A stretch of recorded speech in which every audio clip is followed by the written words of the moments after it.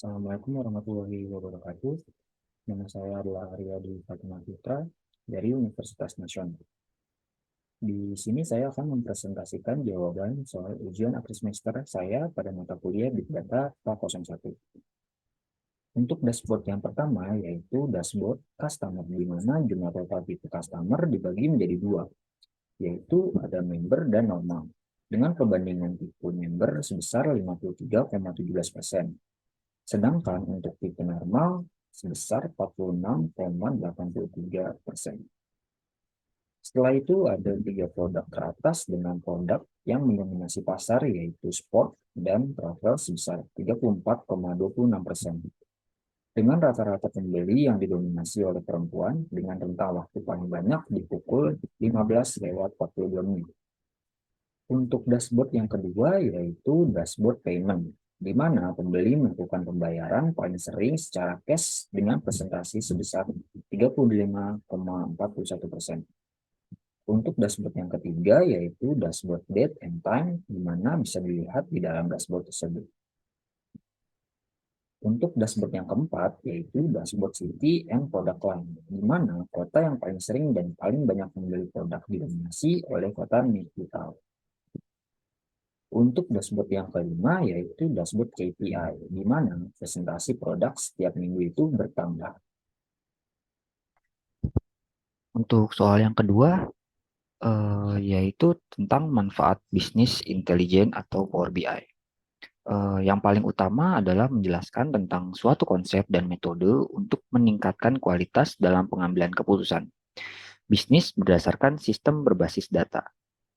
Selain itu, bisnis intelijen juga bermanfaat agar dapat menentukan KPI atau target perusahaan berdasarkan data yang dimiliki, memonitor kinerja dan mengidentifikasi masalah yang dihadapin perusahaan, membaca dan menafsirkan data untuk membantu perusahaan dalam membuat keputusan, menganalisis tren pasar secara real-time, menganalisis perilaku konsumen, dan menggali sumber daya data yang dimiliki secara mendetail.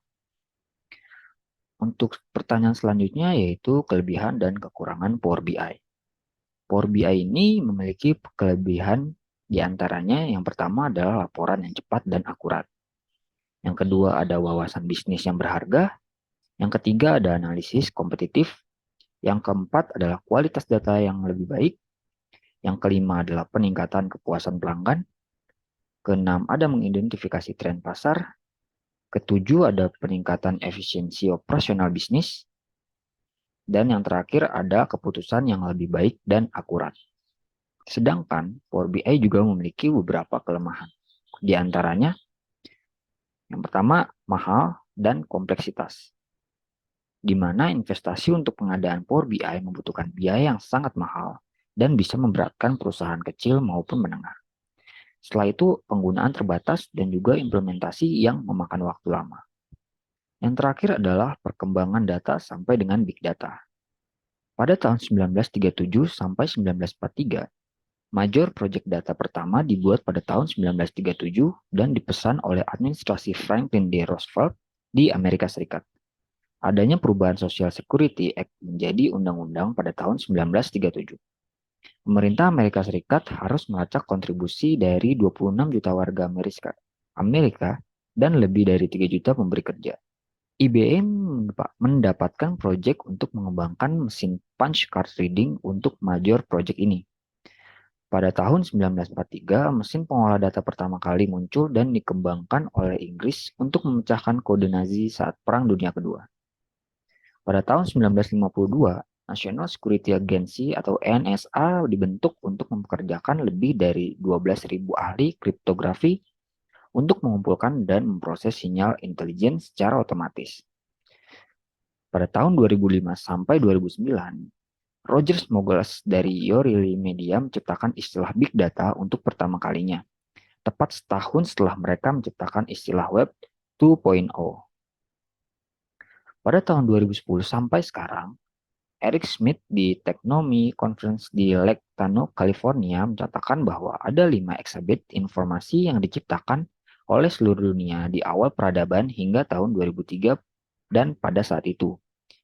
Jumlah yang sama dibuat setiap 2 hari.